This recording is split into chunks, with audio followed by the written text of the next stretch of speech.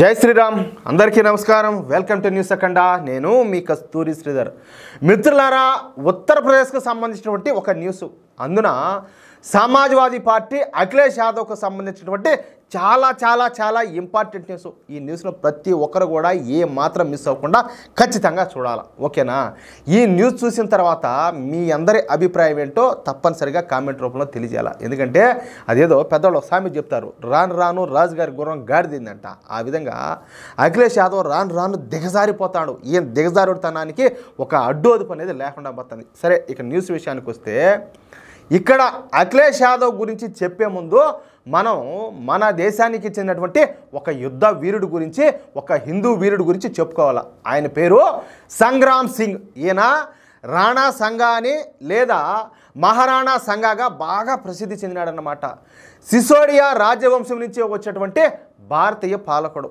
ఆయన ప్రస్తుత వాయువ్య భారతదేశంలోని గుహిలాస్ అంటే దీన్ని సిసోడియాస్ అని కూడా అంటారనమాట దాని యొక్క సాంప్రదాయ భూభాగమైనటువంటి మేవార్ను పరిపాలించినాడు మహారాణా సంగా సమర్థవంతమైనటువంటి పాలన ద్వారా ఆయన రాజ్యం 16వ శతాబ్దం ప్రారంభంలో ఉత్తర భారతదేశంలోని గొప్ప శక్తిగా మారింది ఆయన చిత్తూరు వద్ద రాజధానితో ప్రస్తుత ఈ రాజస్థాను గుజరాత్ మధ్యప్రదేశ్ అదేవిధంగా ఉత్తరప్రదేశ్ను కూడా పరిపాలించినాడు మీకు అర్థమయ్యేలాగా చెప్పాలంటే మన దక్షిణ భారతదేశంలో శ్రీకృష్ణదేవరాయలు గారు ఉన్నారు కదా ఆయన ఎలాంటి వారో ఎంత గొప్ప వ్యక్తో ఉత్తర భారతదేశంలో ఈ రాణా సంగా కూడా అటువంటి వాడే అసలు ఆయన చేసిన యుద్ధాల గురించి తెలుసుకుంటే మతిపోతుంది ఇక మహారాణా సంగా అప్పటి ఢిల్లీ సుల్తానులకు వ్యతిరేకంగా పోరాటం చేసినాడు హిందూ మహిళలను కాపాడుకునేందుకు హిందువులందరినీ కూడా సమైక్యం చేసి అందరినీ ఒకటిగా చేసి ఢిల్లీ సుల్తానులతో పోరాడి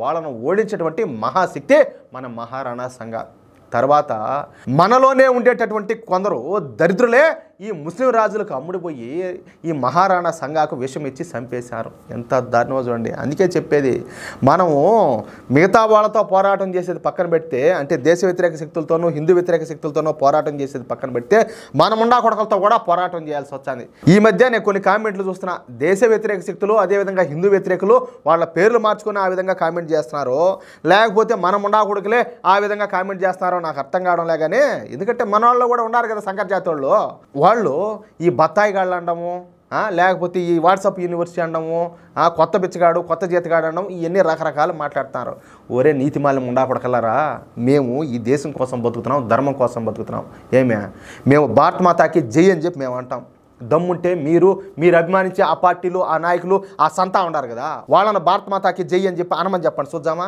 వాళ్ళు పాకిస్తాన్కి జిందాబాదులు కొడతారు పాకిస్తాన్కి జిందాబాదులు కొడతారు భారత్ మాతాకి జై అంటారా మళ్ళా మీరు ఆ మాట్లాడగాలంటే మీకు దమ్ము ఉండదు మీకు ఏళ్ళ గులాబ్ జాములు మీకు ఉడికిపోతాయి అందులోనూ మీరు వాళ్ళకు బానిసలు సిగ్గన్నా ఉండాలరా మమ్మల్ని బత్తాయిలు అనేదానికి మేము బత్తాయిలమో టెంకాయలమో మేమైతే భారతీయులమే మాలో అయితే ప్రవహించేది భారతీయుల రక్తమే మీ మాదిరి మాకు పాకిస్తాన్ వాళ్ళ రక్తమో పాలస్తీనా వాళ్ళ రక్తమో వాళ్ళందరి రక్తం మాలో అయితే లేదు మీలో వాళ్ళ రక్తం అయితే బాగా పుష్కలంగా ఉన్నది కాబట్టే మీరు వాళ్ళకు అది నేను ఎక్కువ మాట్లాడకూడదు విషయం అయితే మేమైతే 100% భారతీయులమే హిందువులమే మాలో ప్రవహిస్తాన్ని భారతీయుల రక్తమే సరే మన మహారాణా సంగా గారు ఉన్నంతకాలం మన దేశానికి ఎటువంటి ఆపద కూడా రాకుండా కాపాడుకున్నాడు ఈయన చనిపోయిన తర్వాత నుంచే మన దేశం క్రమంగా మొఘలుల చేతిలోకైతే వెళ్ళిపోయింది చివరకు మన దేశ దురాక్రమణదారుడైనటువంటి బాబర్ కూడా మన మహారాణా సంగాను మెచ్చుకున్నాడంట ఆయన గొప్ప పరాక్రమశాలి అని అతని పరిపాలన అద్భుతం అని చెప్పేసి స్వయంగా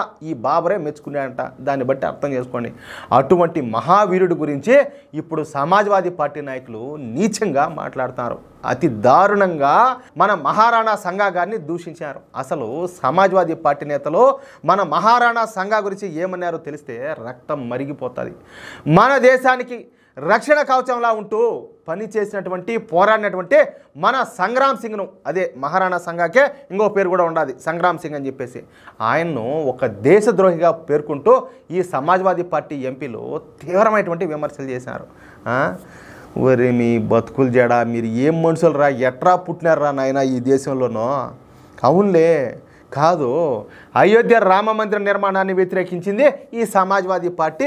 ఆ సమాజ్వాదీ పార్టీని స్థాపించినటువంటి ఈ ములాయం సింగ్ యాదవ్, ఆయన పుత్రరత్నం అఖిలేష్ యాదవ్, అలాంటి పార్టీలో నుంచి అలాంటి కల్చర్ నుంచి వచ్చినటువంటి మేము మీ నుంచి ఇంతకంటే ఇంకేం ఊహించగలుగుతాము, ఇంకేం ఆశించగలుగుతాము? అంటే ఈ దేశం కోసం తపన పడిన, యుద్ధాలు చేసిన, త్యాగాలు చేసినటువంటి ఒక వీరుడిని కేవలం ఓటు బ్యాంక్ రాజకీయాల కోసం దేశద్రోహి అని చెప్పేసి మాట్లాడినారు. అది కూడా పార్లమెంట్ సాక్షిగా ఈ వ్యాఖ్యలు చేశారు.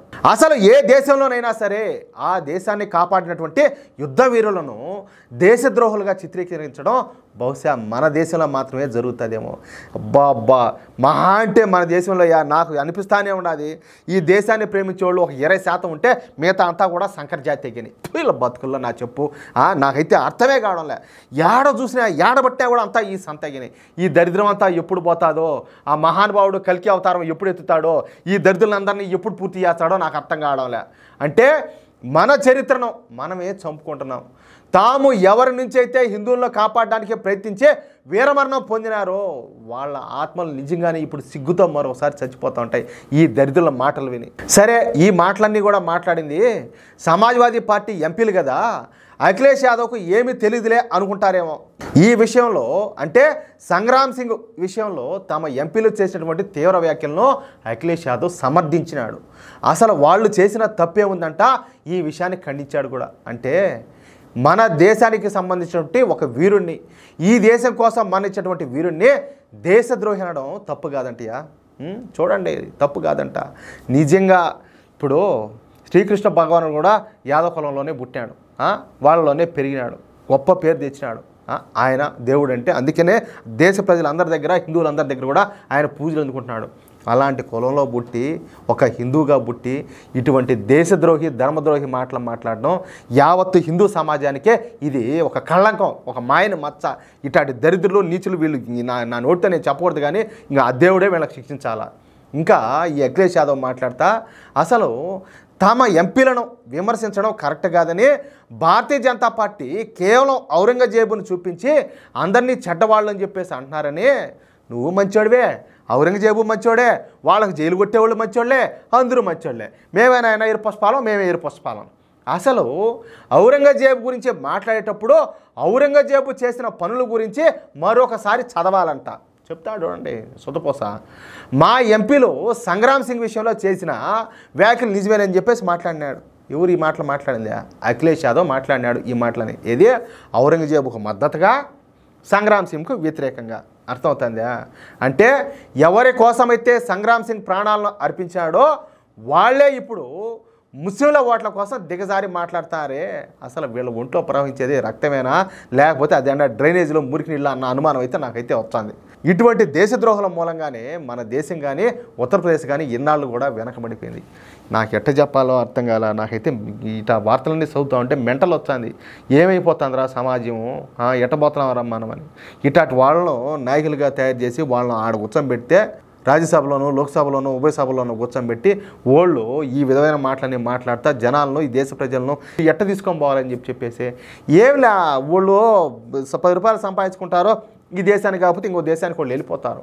కావాలనుకుంటే సింపుల్గా మతం కూడా మార్చుకుంటారు. ఎందుకంటే దిగజారిపోయిన వాళ్ళు, నీతి లేనోళ్ళు, లజ్జ లేనోళ్ళు, ఆత్మాభిమానం లేనోళ్ళు ఏ పనైనా చేయగలుగుతారు. కానీ మన బతుకట్టాడిది కాదే. అందుకనే మనం అందరం కలిసికట్టుగా ఉంటే, ఒకటిగా ఉంటే, మన దేశాన్ని, ధర్మాన్ని కాపాడుకుంటే, ఇటువంటి వాళ్ళందరినీ కూడా రాజకీయ భవిష్యత్తు అనేది లేకుండా సమూలంగా తొక్కితే అప్పుడు ఈ దేశానికి మంచి రోజులు వచ్చాయి. అది నా ఉద్దేశం. అయితే మిత్రులారా, ఈ న్యూస్ కనుక మీకు నచ్చినట్లయితే ఖచ్చితంగా ఈ న్యూస్ నలుగురికి షేర్ చేయండి. అదేవిధంగా ప్రతి ఒక్కరు కూడా మీ యొక్క అమూల్యమైన అభిప్రాయాలు ఖచ్చితంగా కామెంట్ రూపంలో తెలియజేయండి. అలాగే ఇంతవరకు మీరు కనుక మన ఛానల్ని సబ్స్క్రైబ్ చేసుకున్నట్టయితే ప్రతి ఒక్కరు మన ఛానల్ని సబ్స్క్రైబ్ చేసుకోండి, సపోర్ట్ చేయండి ప్లీజ్. జై శ్రీరామ్.